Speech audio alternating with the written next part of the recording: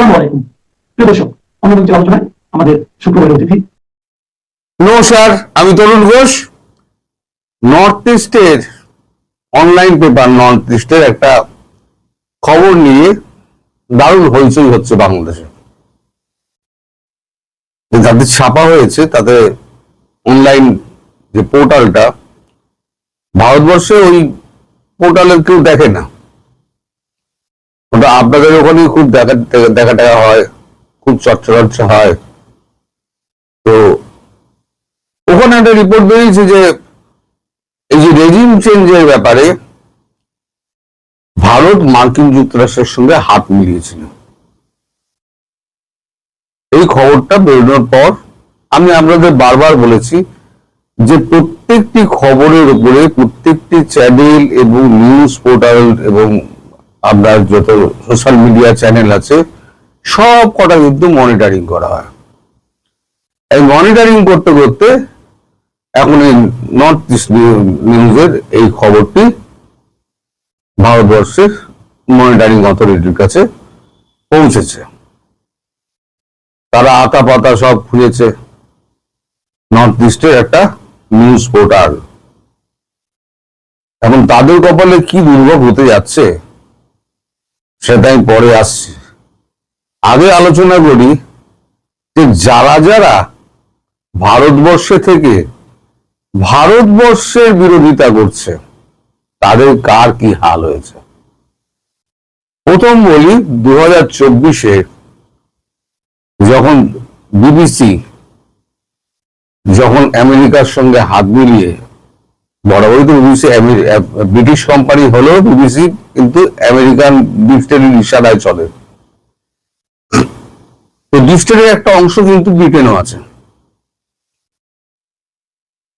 যখনই মোদির বিরুদ্ধে একটা তথ্যচিত্র তারা উপস্থিত করলো গুজরাটের দাঙ্গা নিয়ে, মোদিকে একদম কসাই বানিয়ে দিল। ওই যে মামলাটা কিন্তু সুপ্রিম কোর্ট থেকে নরেন্দ্র মোদী ক্লিন চিট নিয়ে বেরিয়ে এসেছিলেন। সিবিআই 16 ঘন্টা টানা জেরার পর সিবিআই যে তথ্য সুপ্রিম কোর্টকে দেয়, সুপ্রিম কোর্ট তার ভিত্তিতে একদম তাকে নির্দোষ প্রমাণিত করে ঘোষণা করে একটা রায় দেয়। তারপর সুযোগ মতো বিবিসির দপ্তরে আয়কর হানা, তারপরে নানান রকম ঝামেলা ঝঞ্ঝাট যত আছে, বিবিসি কিছুদিনের জন্য দরজাই বন্ধ করে দিল। দিল্লির দরজা বিবিসি বন্ধ করে দিল। তারপর আবার অনেক অনুরোধ উপরোধ করার পর তারপরে আবার দরজা খোলা হলো। আমাদের দেশীয় চ্যানেলগুলো যেগুলো আছে, ধরুন এই রবিশ কুমার, আমি বিভিন্ন সাংবাদিকের নাম বলছি, নাম করে করে বলছি, রবিশ কুমার, বরখা দত্ত, চৌধুরী, আপনার ওর নামটা ভুলে গেলাম, প্রথম নামটা সুধীর চৌধুরী, এরকম আরো অনেকে, তাদের লাইফ বরবাদ হয়ে গিয়েছে। বরবাদ মানে একদম বরবাদ হয়ে গিয়েছে। সুধীর চৌধুরী এক সময়তে জি নিউজে 9টার সময় একটা প্রোগ্রাম করতেন, প্রচুর দর্শক হতো। যেমন রবিশ কুমার, তারও একই অবস্থা, বরখা দত্তেরও একই অবস্থা। তার থেকেও বড় ঘটনা, এনডিটিভি যিনি তৈরি করেছেন, প্রথম যিনি বানিয়েছিলেন এনডিটিভি, তার নাম হচ্ছে প্রণয় রায়। আপনারা সবাই শুনেছেন। প্রণয় রায় ছিলেন কংগ্রেসের লোক। কংগ্রেসের হয়ে প্রচার করতে গিয়ে প্রণয় রায়ের কি হলো, একদম প্রণয় রায়ের কোম্পানি, প্রণয় রায়ের হাতছাড়া হয়ে গেল। যিনি সিইও এবং মালিক ছিলেন ওই কোম্পানির, তিনি হয়ে গেলেন কোম্পানির বাইরে, এবং মুকেশ আম্বানি বা ওই আপনার যেই হোক না কেন একটা বড় গোষ্ঠী ওটা কিনে নিল। এখন তাকে রাস্তায় ঘুরে আমরা যেটা করি ভোটের তার নিতে হচ্ছে, জনসাধারণের রায় নিতে হচ্ছে। এই অবস্থা হচ্ছে এদের। এই নর্থ ইস্টের ক্ষেত্রে কি হতে পারে? দেখুন, আমি বলেছি বা বারবার বলেছি যে আমাদের দেশে আইন কেউ মানে না, কিন্তু আইনের বেড়াজালে যদি আপনি একবার জড়িয়ে পড়েন আপনার কিন্তু আর মুক্তি নেই। আপনি আমাদের এখানে ফ্রি স্পিচ, আপনি যা খুশি আপনি নরেন্দ্র মোদীকে ধরে গালি দিন, কেউ আপনাকে কিচ্ছু বলতে যাবে না, কেউ বলবে না। নরেন্দ্র মোদীকে আর টুইটও করবেন না, চুপ করে থাকবেন। কিন্তু যদি আপনি রাষ্ট্রের বিরুদ্ধে কোনো চক্রান্ত বা কোনো ভুল তথ্য যদি আপনি পরিবেশন করেন তাহলে আপনার রক্ষা নেই, আপনার রক্ষা নেই। এই রবিশ কুমার থেকে আরম্ভ করে সুধীর চৌধুরী পর্যন্ত যাদের কথা আমি বললাম, তারা জেল থেকে হয়তো বেঁচে গেছেন, কিন্তু তাদের জীবন নষ্ট হয়ে গেছে, তারা ভবিষ্যতে করে কিছু খেতে পারেননি। এই নর্থ ইস্ট নিউজকে একটা রিজয়েন্ডার পাঠানো হচ্ছে। যে খবরটি তারা ছেপেছে ভারতকে কেন্দ্র করে, ভারত আমেরিকার সঙ্গে হাত মিলিয়ে, ডিপস্টেটের সঙ্গে হাত মিলিয়ে শেখ হাসিনা রেজিম চেঞ্জ করেছে। বাংলাদেশের মানুষ যারা আজ আলোচনা করছে তারা কিন্তু একবারও চিন্তা করে দেখলেন না যে এই রেজিম চেঞ্জটা যদি করেই ভারত, ধরে নিলাম করেছে, যদি করে তাহলে ভারত কি পেল? আপনি সেখানেই না কিছু করবেন বা সেখানে কিছু ইনভেস্ট করবেন যেখান থেকে আপনি কিছু পাবেন। ভারত বাংলাদেশ অস্থির যখন হয়ে গেল তাহলে কি হলো? ভারতবর্ষ অস্থির হয়ে গেল। কেউ জেনে শুনে নিজের দেশকে অস্থির করে? এই সামান্য ব্যাপারটিও কিন্তু আমরা তথাকথিত সাংবাদিক এবং আলোচক এবং ইউটিউবারদের মাথায় ঢুকলো না। তারা লম্বা লম্বা তারা সমস্ত ইউটিউবে এই নিয়ে সমস্ত প্রতিক্রিয়া নিতে লেগে গেল। যিনি করেছেন তিনি এর আগেও একটা রিপোর্ট করেছিলেন যে আওয়ামী লীগের এক নামী নেতার নাম করে একটা রিপোর্ট করেছিলেন। তারপর ফজলুর বাড়ি তার সঙ্গে একটা ইন্টারভিউতে ফজলুর বাড়ি যখন তাকে চেপে ধরেছেন যে আপনি ওনার সঙ্গে কথা বলেছিলেন, আপনি যে এইভাবে ওনাকে আপনি যে কাঠগড়ায় তুলে দিলেন, আপনি কথা বলেছিলেন, শেষে উনি বললেন না আমি কথা বলিনি। যিনি করেছেন তিনি, আমি নাম করছি না কারণ আমি আর শত্রুতা বাড়াতে চাই না। এমনি আমার প্রতি একটা অংশের মানুষের এত ঘৃণা আছে সেটা আমি কমেন্ট দেখলে বুঝতে পারি। তারা এই রিপোর্টটায় কিন্তু গুজব বললেন না, অথচ আমি যখন ওই থার্ড এপ্রিল যখন আমি বলেছিলাম 128 কোটি টাকায় শিশুদের টিকা বেঁচেছে আর 62 বিলিয়নে দেশ বেঁচেছে ইউনুস, সেই রিপোর্টটা দেখেছিল মাত্র 27,000 মানুষ। জানি এখন আপনাদের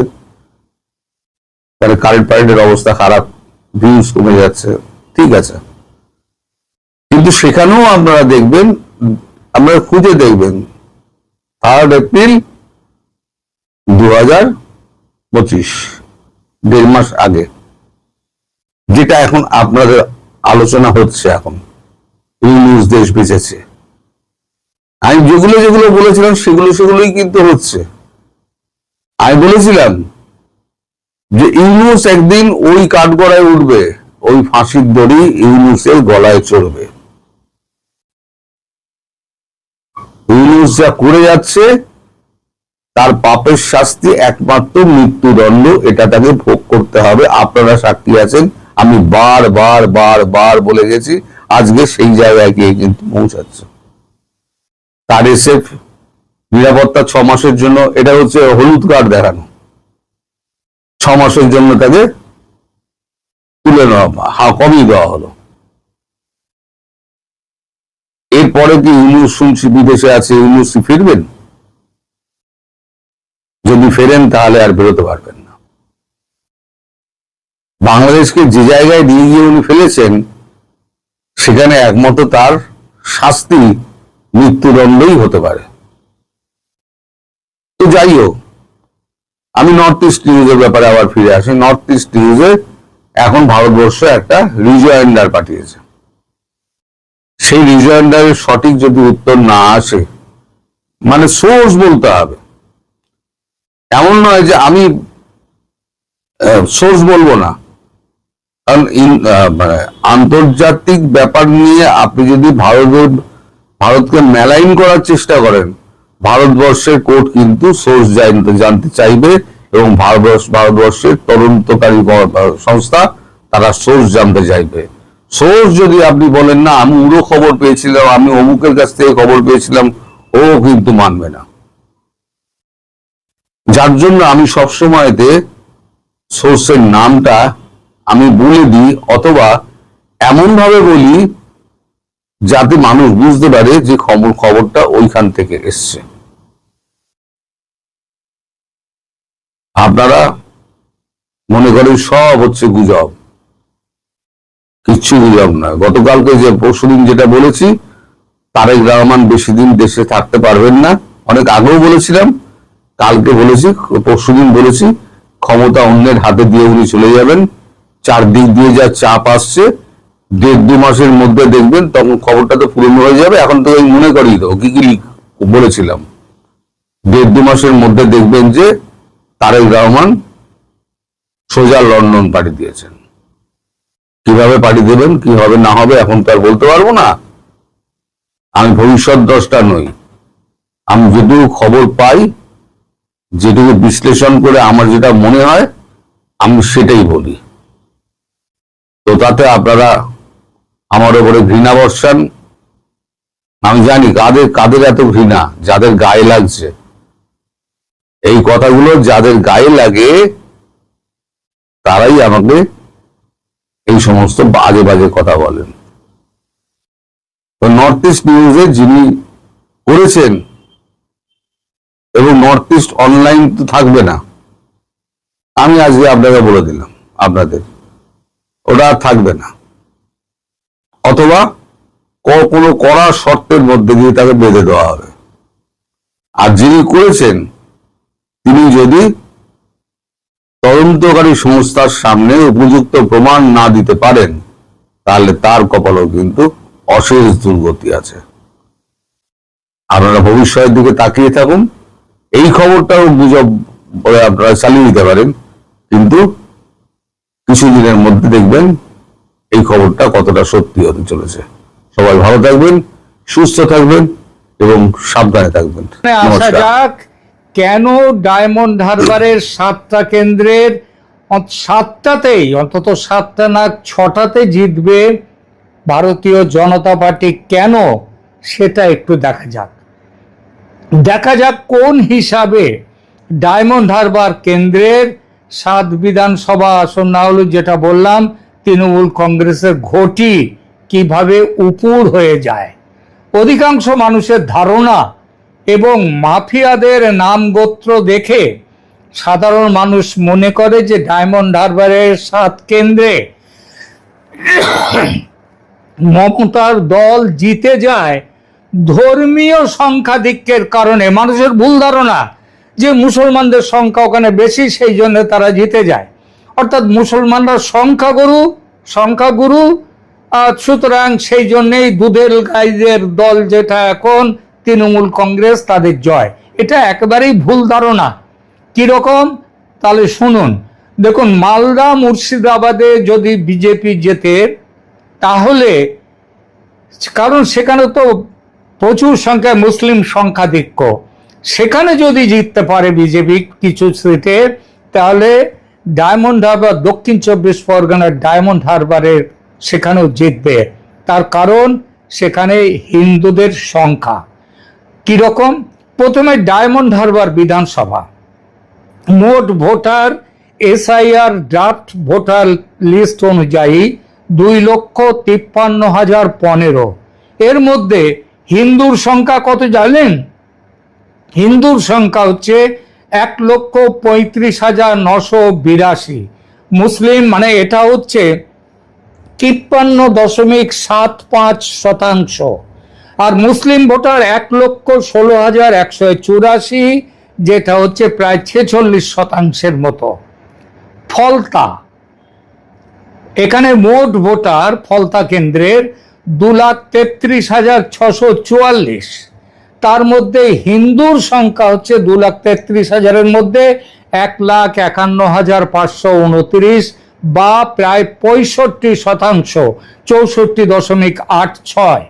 আর মুসলমানের সংখ্যা 81,776, যা মোট ভোটারের 1/3 একটু বেশি, 35%। মানে হিন্দু কতটা সংখ্যাগরিষ্ঠ এখানে ভাবুন। সাতগাছিয়া, মোট ভোটার 2,61,320। তার মধ্যে হিন্দু 1,70,445, মানে 65%-এর বেশি।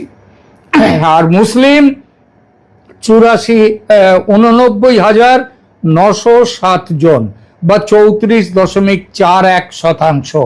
অর্থাৎ হিন্দু ব্যাপকভাবে সংখ্যাগুরু। বিষ্ণুপুর কেন্দ্র, মোট ভোটার 2,72,720। এর মধ্যে হিন্দুর সংখ্যা 1,72,441, যা মোট ভোটারের 63.23%। আর মুসলিম ভোটার 92,275, যা মোট ভোটারের 33.84%। অর্থাৎ এখানেও প্রায় 2/3 হিন্দু, 1/3 মুসলিম। মহেশতলা কেন্দ্র, মোট ভোটার 2,47,741। তার মধ্যে হিন্দুর সংখ্যা 1,66,812, যা প্রায় 67.32%। অর্থাৎ 2/3 থেকেও প্রায় 2% বেশি।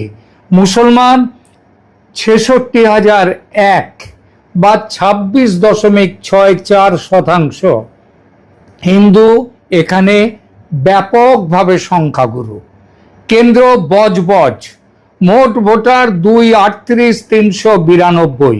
এর মধ্যে হিন্দু 1,45,375 বা 60.98, মানে প্রায় 61%। আর মুসলিম হলো 92,523 বা 38.81 বা 39%।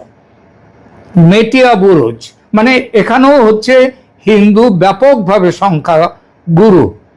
মেটিয়া বুরুজ, এটা হচ্ছে মোট ভোটার 2,24,227।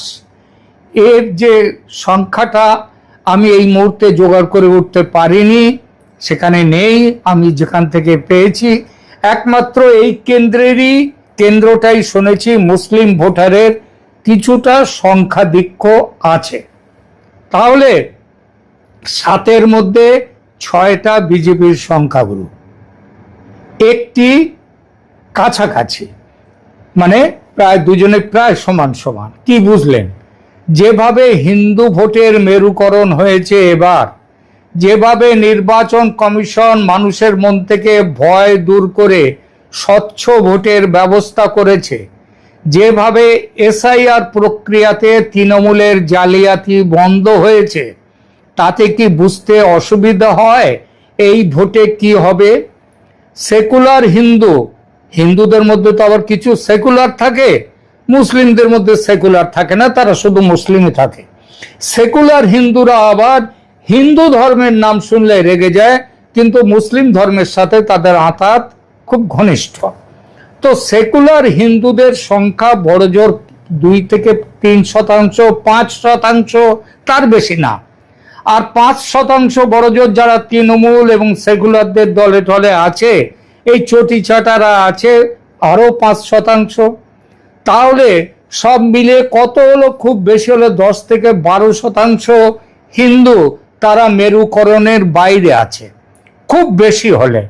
তাহলে ওই যে 65-67% হিন্দুরা আছে ডায়মন্ড হারবারের বিভিন্ন কেন্দ্রে, তা থেকে 10% বাদ দিয়ে দিন। বাদ দিলে কত থাকে? কমপক্ষে 55 থেকে 57% হিন্দুর ভোট পাবে বিজেপি। তাহলে কালীঘাটের বস্তির যুবরাজ, বর্তমানে গিনেস বুক অব রেকর্ডসের রেকর্ডধারী অভিষেক ব্যানার্জির লোকসভা কেন্দ্রে, সেখানে বিজেপির হেরে যাওয়ার কি কোনো কথা উঠতে পারে? আমার ধারণায় তো উঠতে পারে না। এবং যে ট্রেন্ড দেখা যাচ্ছে, সেই ট্রেন্ড বলছে যে সেখানে মানে এই ট্রেন্ডই থাকবে ডায়মন্ড হারবারও। সকালেই ডায়মন্ড হারবারের আমার এক মুসলিম বন্ধুর সাথে দেখা হয়েছিল, কথা হয়েছিল ফোনে। তার কাছে খবরটা জানতে চাইলাম যে ডায়মন্ড হারবার অঞ্চলে কি চলছে। তিনি রাজনীতির মানুষ এবং তিনি করেন কি, তিনি তৃণমূলও করেন না, বিজেপিও করেন না, তিনি করেন communist party of India, Marxist, CPM. তাকে, যদিও আমার সাথে তার সম্পর্কটা বন্ধুত্বের, তাকে জিজ্ঞেস করলাম কি হবে ভাই, কিরকম হাওয়া বুঝছেন? তিনি একদম এই কথাটি বললেন, ডায়মন্ড হারবারের রেজাল্ট এবার চমকে দেওয়ার মতো হবে, 7 হলেও অবাক হবেন না। তাই বললাম 7 কতটা, স্পষ্টভাবে বলুন 7 কটা পাবে? উনি বললেন 6টা অবশ্যই, যেটা আমি একটু আগে বললাম। আর একমাত্র একটি সেটে, একটি আসনে, শেষ আসনটি যার নাম করলাম সেটা হচ্ছে মেটিয়া বুরুজ। একমাত্র মেটিয়া বুরুজে একটু অন্যরকম কিছু হতে পারে, তাছাড়া আর কিছু হবে না। সুতরাং এই হবে ডায়মন্ড হারবারের রেজাল্ট। প্রিয় দর্শক, আপনাদের কি মনে হয় একজন এনকাউন্টার স্পেশালিস্ট আইপিএস অফিসার কি পারবেন ডায়মন্ড হারবারে নিরপেক্ষ ভোট করাতে ভোটের দিন? কমেন্ট করে অবশ্যই জানাবেন। আজকের ভিডিওটি ভালো লাগলে লাইক করুন, শেয়ার করুন সেই বন্ধুদের সাথে যারা ভাবছে ভোট দিতে যাবে কিনা, এখনো ভাবছে। অজয় পাল শর্মার বীরত্বের জন্য এই ভিডিওতে একটু সাবস্ক্রাইব তো বানতাই হি হ্যায়। এবং মনে রাখবেন, শুধু অজয় পাল শর্মা নয়, একদম জ্ঞানেশ কুমার নির্বাচন কমিশন থেকে শুরু করে একদম এই যে মাঠ পর্যায়ে যাদের দেখা যাচ্ছে, যাদের মধ্যে একটি বড় নাম অজয় পাল শর্মার কথা বললাম, তাদের যেভাবে স্বচ্ছ ভোট নিশ্চিন্ত করতে এবার এগিয়ে এসছেন, তাতে আমার দৃঢ় বিশ্বাস ডায়মন্ড হারবারে বিজেপি 7-6 অবশ্যই। বাকি একটি কেন্দ্র মেটিয়া বুরুজে হাড্ডাহাড্ডি লড়াই, যে কেউ জিততে পারে। দেখা হবে পরের এপিসোডে। ততক্ষণ সতর্ক থাকুন, সুস্থ থাকুন, ভোট দিন আগামীকাল অবশ্যই। নমস্কার।